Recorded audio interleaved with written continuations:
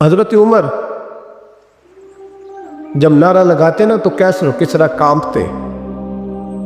سفیر آتے روم کے ملنے کے لیے تو کہتے جاؤ عمر نفل پڑھ رہے ہیں، ٹائم کوئی نہیں. ایک دن اندر میٹنگ ہو رہی تھی، حضرت عمر میٹنگ میں بیٹھے تھے. آپ کے بیٹے ملنے آئے عبداللہ ابن عمر. ابا جی اندر آ جاؤ. فرمایا دروازے پہ کھڑا ہو، میں ضروری بات کر رہا ہوں، اندر نہ آنا. جناب عبداللہ ابن عمر کہتے میں دروازے پہ کھڑا ہو گیا. تھوڑی دیر گزری تو امام حسین بھی آ گئے. ایک حدیث میں، ایک روایت میں امام حسن کا لفظ بھی ہے. امام حسین آئے، آ کے عبداللہ ابن عمر سے کہنے لگے عمر فاروق اندر ہے؟ تو کہا وہ اندر تو ہے. تو کہا آپ کیوں دروازے پہ کھڑے ہیں؟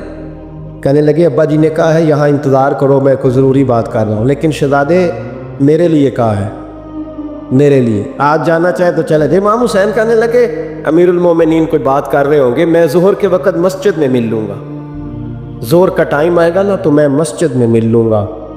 یہ کہہ کے چلے گئے. حضرت عمر باہر آئے تو حضرت عبداللہ ابن عمر سے کہا کہ کوئی آیا تو نہیں؟ عرض کی حضور حسین ابن علی آئے. حسین ابن علی.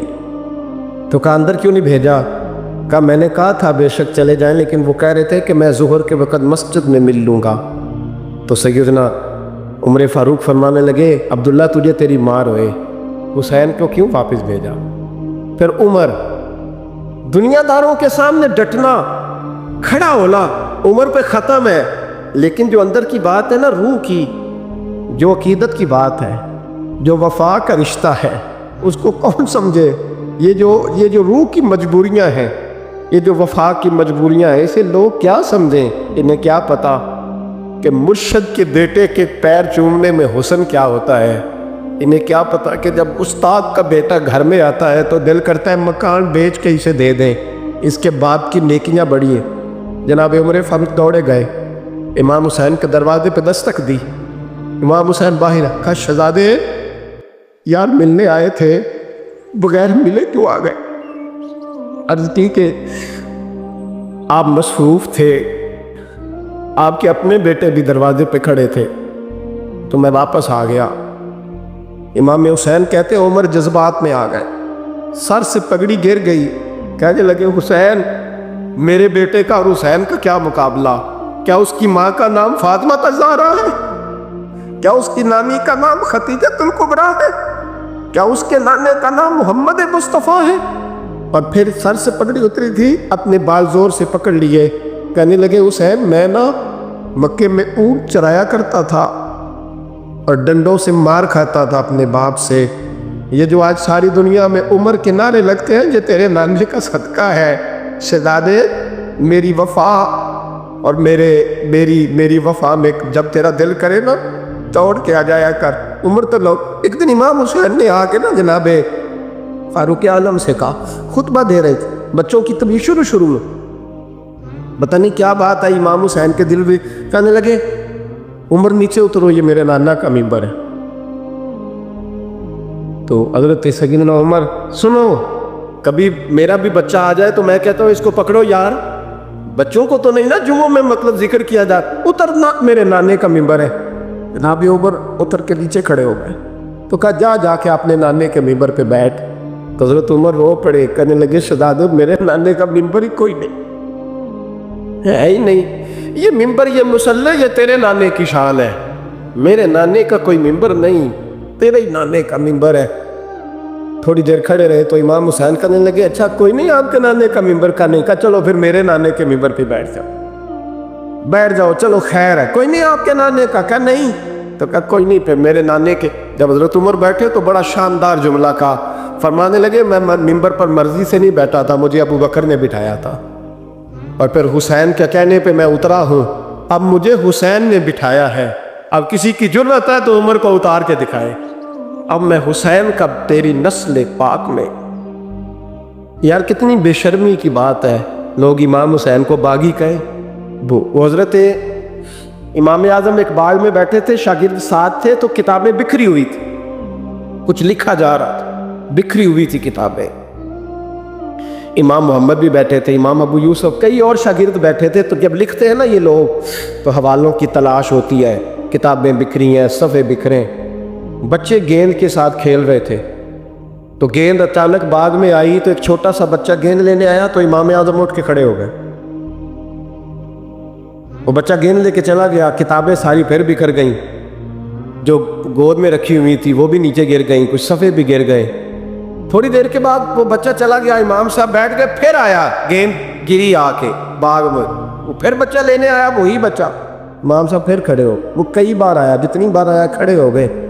کئی لوگ صبر نہیں کر پاتے, جلد باز ہوتے ہیں آج کل کے شاگردوں کی طرح. تو ایک شاگرد بول پڑے, کہنے لگے حضور وہ تو بچہ ہے, 100 دفعہ آئے گا. اب 100 دفعہ کھڑے ہوں گے. فرمایا تو 100 کی بات کرتا ہے, یہ 1000 دفعہ بھی آیا تو میں کھڑا ہوں گا. کہا حضور بچہ ہے, آپ کیوں کھڑے ہو گئے؟ فرمانے لگے معمولی بچہ نہیں, میرے استاد کا پوتا ہے, تو جس نے مجھے اللہ رسول کا نام بتایا اس کا پوتا ہے تو میں کھڑا نہ ہوں. اگر استاد کے پوتے کا یہ ادب ہے تو بتاؤ محمد عربی کے نواسے کا کیا ادب ہے؟ رسول اللہ صلی اللہ علیہ وسلم. لوگ سمجھتے ہیں ہم قائل نہیں ہیں وہ والی شہادت بیان کرنے کے جس میں کہتے ہیں ہائے حسین تو سکینہ تو زینب. ہمارے بزرگوں نے ہمیں یہ سبق, ہمارے بزرگوں نے ہمیں بتایا کہ امام حسین کی شہادت اس طرح بیان کرو کہ نوجوانوں میں جذبہ جہاد پیدا ہو, عورتیں صبر کا پہاڑ بن جائے. اس طرح شہادت ہم وہ والی. لیکن ایک بات ضرور ذہن میں رکھیں, یہ جو لوگ کہتے ہیں نا بڑے مظلوم تھے, پانی نہیں آ سکا, میرے سے حوالہ دیکھے جس نے دیکھنا ہے, میرے سے حوالہ دیکھے, میرے سے.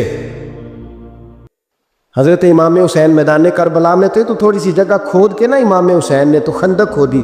خندق کھودنا عرب کا رواج تھا, مدینے میں بھی خندق کھودی گئی, اس کا نام ہی جنگ خندق. تو خندق کھود کے نا آگ جلائی جاتی تھی, یہ حفاظت کا ایک ذریعہ تھا تاکہ دشمن نہ آئے. تو امام حسین نے اپنے خیمے کے سامنے خندق کھود کے اس میں آگ جلائی تاکہ پردہ رہے, عورتوں کے پاس کوئی دشمن نہ آئے. تو ایک شخص سامنے کھڑا ہو کے کہنے لگا حسین تو نے دنیا میں ہی آگ جلا لی ہے. معاذ اللہ ثم معاذ اللہ. کہنے لگا آگے تو آگ ملے گی, یہاں جلا لی ہے. تو امام حسین کہنے لگے میں حکم دیتا ہوں آگ کو کہ تجھے ابھی پکڑ لے. لوگ کہتے ہیں مظلوم تھے, میں حکم دیتا ہوں آگ کو تجھے ابھی پکڑ لے. یہ لفظ امام حسین نے کہے. میں 3 کتابیں تو میری لائبریری میں ابھی ہے جن میں حوالہ ہے, 3 کتب سے, اور آج کل پرسوں کی کتاب نہیں, سینکڑوں سال پرانی. جب کہا نا میں حکم دیتا ہوں تو وہ آدمی گھوڑے سے نیچے گرا, گھوڑے سے نیچے گرا, اور گھوڑے کی رکاب کے اندر اس کا پیر الجھا. گھوڑا ڈر کے اتنا دوڑا کہ جا کے اس آدمی کو آگ میں پھینک دیا. امام حسین کے سامنے جل کے مر گیا. یہ حسین ابن علی ہے.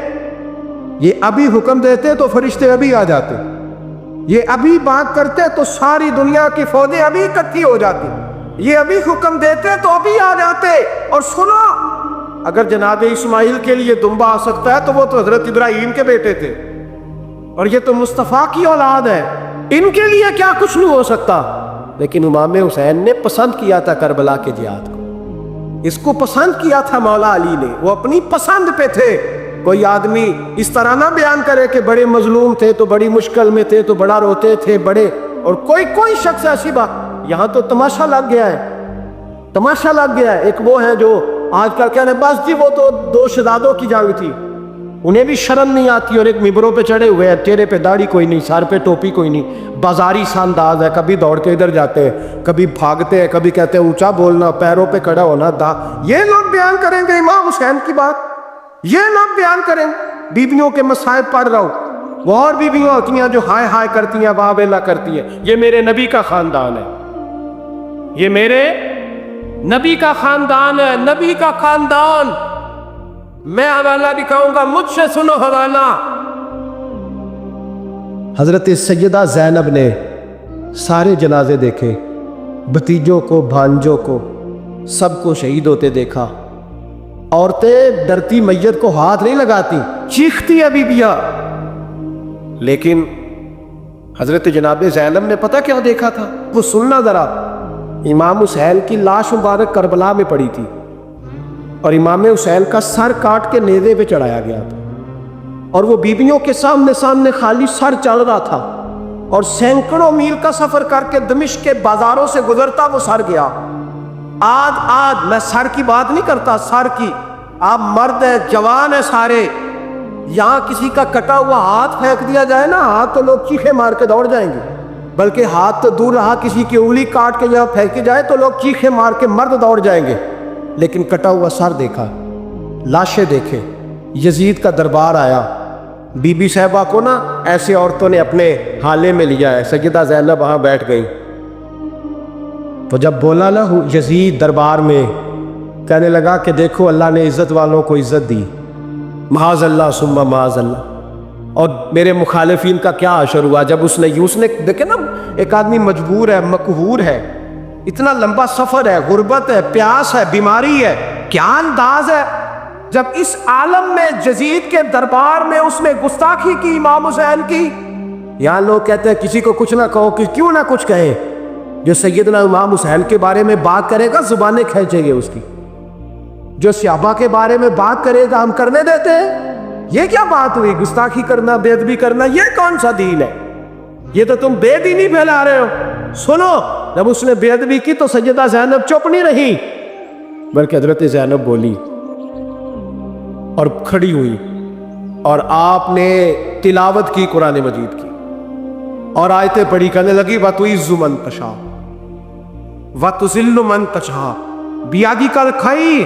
और आप फरमाने लगी यजीद तू कहता है तेरे मुखालिफीन पसपा हो गए, तुझे इज्जत मिली। आप फरमाने लगी ये तेरा दरबार है ना, ये तेरा सजा हुआ है ना, तेरा इस वक्त डंडा चलता है ना। फरमाने लगी चंद साल ठहर जा, तेरे ऊपर लोग लानते बरसाएंगे। और फरमाया जब जुमे पढ़े जाएंगे तो लोग मेरे हुसैन के नाम के खुतबे पढ़ेंगे। फरमाया आज ये तेरा दरबार है ना। हजरत नौमान बिन बशीर सहाबी रसूल थे, वो कहते हैं मेरे करीब एक नाबीना सहाबी बैठा था, सुनो सुनो हवाला मैं दिखाऊंगा। कहने लगे मेरे करीब उस वक्त यजीद के दरबार में एक नाबीना सहाबी बैठे थे, जब बीबी ज़ैनब ने ये बात की ना तो वो नाबीना सहाबी मेरा हाथ पकड़ के कहने लगे नौमान अली आ गए, ये तो अली की आवाज है, अली आ गए। जिब्रील अमी बोल रहे हो जैसे, हिकमत के गौहर रोल रहे हो जैसे, दरबार दमिश्क में वो ज़ैनब का खिताब मिंबर पे अली बोल रहे हो जैसे। कहने लगे अली आ गए, अली, ये तो अली की आवाज है। जनाब नौमान बिन बशीर कहने लगे नहीं, अली जब बोलते थे तो बड़ा रंग होता था, अभी तो ज़ैनब खुल के बोल ही नहीं रही, अभी तो ज़ैनब सताई हुई है, अभी तो ज़ैनब जख्म खा के आई है, अभी तो ज़ैनब प्यासी है। काश ज़ैनब तरो ताज़ा होती और ज़ैनब खुतबा पढ़ती तो अली की तरह गरजदार आवाज़ निकलती। यजीद के महल कांपते, जिब्रील अमीन बोल रहे हो जैसे, हिकमत के गोहर रोल रहे हो जैसे, दरबार दमिश्क में बीबी ज़ैनब का खिताब मिंबर पे अली बोल रहे हो जैसे। वो मिस्कीनों की तरह मिन्नतें नहीं कर रहे थे, हाय पानी उनका मिजाज ही नहीं थे, बल्कि वो दलेर लोग थे, दलेर, और बर मौका बर महल बोलते थे। यजीद आया दरबार में, जब ये सारा काफिला वहां पहुंचा तो यजीद दरबार में आया,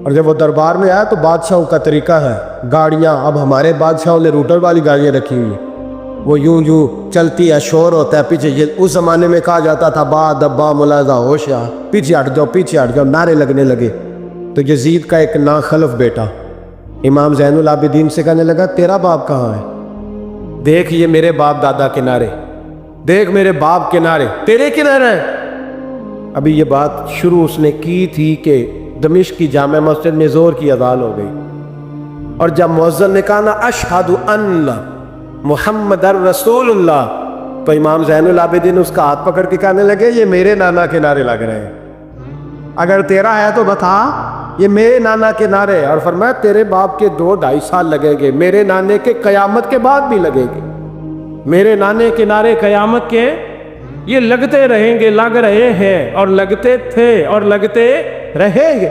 मेरे भाई याद रखो, दलेरी हिम्मत, पहली बात इनसे प्यार करना है, दूसरा इनकी हिम्मत, इनका मकाम दलेरी करना है, इनका काम हिम्मत करना है, इनका काम डट जाना है, कमजोरी दिखाना अहले बैत का तरीका होती। हजरत अब्बास के बाजुओं में दर्द होता, जनाब ज़ैनब फिर परेशान होती हैं कि हम तो इस बेहयाई के खिलाफ लड़े और उम्मत अभी ये गंद कर रही। जो चौकों में खड़ा होता है ना, औरतों को ताड़ता है, वो यजीद के तरीके पे अमल करता है। ये दलाइल है, आप सोच ले, अंदाजा कर ले कि हमने किसी जमात में खड़े होना है, इसलिए गंद सारा निकालें। इमाम हुसैन का एक पैगाम आज अपनाना बड़ा ज़रूरी है। इमाम हुसैन ने सर सजदे में कटाया, اور قرآن کی تلاوت نیزے کی لوگ پہ بھی جاری رہی ہے۔ اس لیے آج کم از کم 10 نفل امام حسین کی سنت سمجھ کے ضرور پڑھنے۔